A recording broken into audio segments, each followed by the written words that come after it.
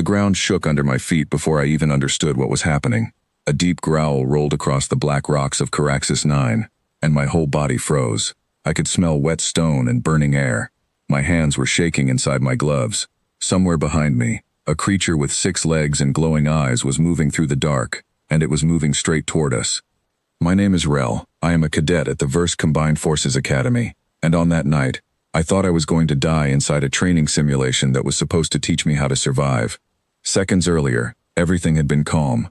Our squad of 7 cadets stood on a ridge, watching the horizon turn from gray to black as the 17-hour night began. Then the alarm in my ear chimed once, and a woman's voice cut through the wind. "Movement, North Ridge, get down." That voice belonged to Grace Miller, the only human in our squad, and the only reason any of us made it through what came next.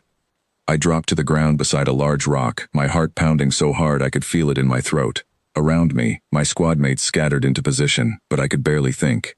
This was not the normal training exercise. This was the hardest version of it, the one nobody had ever asked for before. Let me explain how we got here, because it still feels impossible to believe, even now. 2 days earlier, our instructor, a heavy-built officer named Director Voss, told our class that our final evaluation would take place on a simulated Deathworld called Caraxis 9. He described the gravity that crushes your joints, the air that slowly burns your lungs if you breathe it too long without your mask sealed properly, and the predators that hunt in large groups using heat vision to find their prey in total darkness.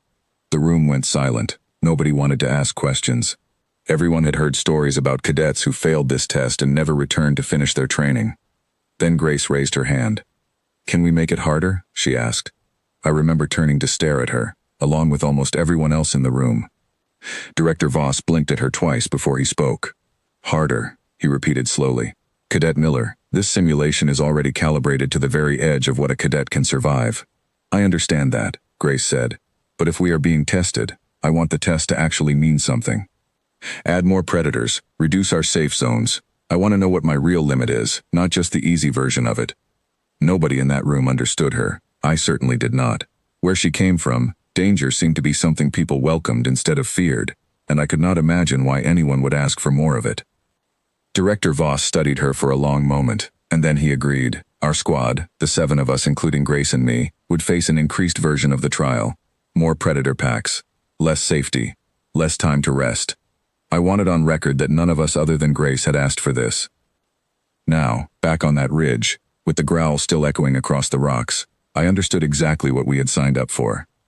"Rel, position on the left side," Grace called out through the comm, her voice steady even as the ground trembled again. "Keep your light dampened. They hunt using heat, not sight. Stay low and stay quiet." I obeyed without even deciding to. Somehow, in the middle of complete panic, her calm voice cut through the noise in my head and gave me something to hold on to. Beside me, a young Krathnori cadet named Bela crawled into position, her breathing fast and shallow. Her twin brother Tovik moved to the far side of the ridge with our engineer, a careful and quiet cadet named Doran. A cadet from the Shan species who everyone just called Storm because her real name was impossible for the rest of us to pronounce, slid into the shadows near the ravine to watch our flank. Then the first creature came over the ridge. It moved on 6 legs, low and fast, its body covered in dark plates that reflected almost no light. Its head split open in a strange way when it opened its mouth, revealing rows of jagged teeth that caught the faint moonlight. Its eyes glowed a dull orange, like 2 hot coals floating in the darkness. I could not move. My legs simply refused to listen to me. I had trained for years, passed every physical test the Academy had thrown at me, and in that moment none of it mattered. My body had decided that freezing was the only option. Grace did not freeze. She stepped forward, putting herself directly between the creature and Doran, who was still working frantically to get our sensor equipment running. She moved with a strange kind of calm, the kind you only see in someone who has faced real danger before and knows exactly how their own body works under pressure. The creature lunged. Grace moved sideways at the last possible second, using the creature's own speed against it, redirecting its charge into the rocks beside her. It let out a sharp screech and turned to face her again. "Cover the gap on your right," she shouted at me, and something about the sharp command in her voice finally broke through whatever had frozen me in place. My legs started working again. I scrambled to the position she pointed at just as a second shape came rushing out of the darkness. For the next several minutes, everything became a blur of movement, sound, and fear. More of the creatures appeared, drawn by the noise and the scent of our group. I lost count of how many there were. I only remember flashes, Storm using the terrain to trip one of the creatures into a narrow crack in the rocks, Bella and Tovik working together to block a path with pieces of broken stone, Doran finally getting the sensors online just in time to warn us of a group approaching from behind. And through all of it, Grace stayed at the center, directing us, moving between positions, never once raising her voice in panic, even as the danger grew worse around us. At one point, a creature came at me faster than I expected, and I stumbled backward, losing my footing on the loose rock. For a moment I thought this was it, that my training was about to end right there on a fake planet inside a training pod. Then Grace appeared beside me, pulling me back to my feet and pushing me toward better cover. "You're fine," she said quickly. "Get up, we keep moving." There was no time to thank her, there was barely time to breathe. The night stretched on, long and brutal, hour after hour of watching shadows for movement, listening for the low growl that meant another pack was near, and trying to keep our small group together against something that felt far bigger than any of us. By what our suits told us was the 14th hour, exhaustion had settled deep into my bones. My arms felt heavy, my mind kept drifting, and I had to force myself to stay alert every time I felt my focus slipping. Tovik had injured his arm badly enough that he could barely lift it, and Storm had taken a hit to one of her limbs that left it partly numb. Grace had a long scrape along her jaw that she had not mentioned to anyone until Doran noticed it and pointed it out in alarm. "It's fine," she said simply. "It's not the part that's going to stop me." I did not understand that sentence at the time. I understand it much better now. As the sky slowly began to lighten with the first signs of dawn, the attacks finally slowed. The creatures seemed to retreat as the light grew stronger, moving back into the deep valleys and caves, where they would wait out the day before hunting again the next night. We sat together on the ridge, all 7 of us, exhausted and shaking, but alive. Every single one of us had made it through the night. Later, we would learn that this almost never happened in the increased difficulty version of the trial. Most squads lost at least one member.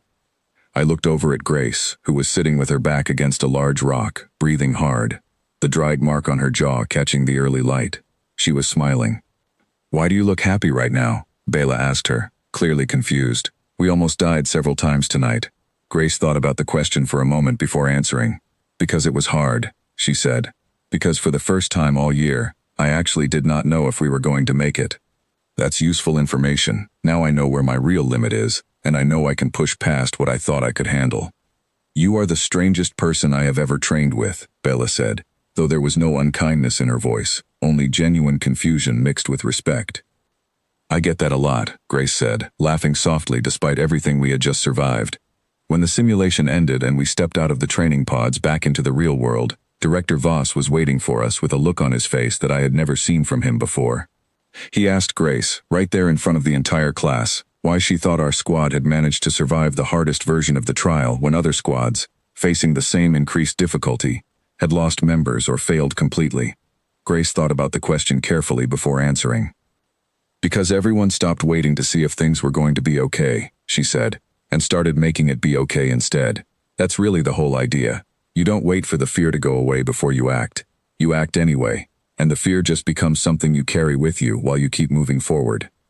I have thought about that answer many times since that night. In the years since we graduated from the academy, I have served alongside humans in several different postings across different star systems. I have watched them face situations that would make most other species freeze completely, situations that seem designed specifically to test the limits of what any living being can endure, and I have never once heard a human ask for less than what the moment actually required of them. I used to think this was simply recklessness, a strange flaw in how their species thinks about danger.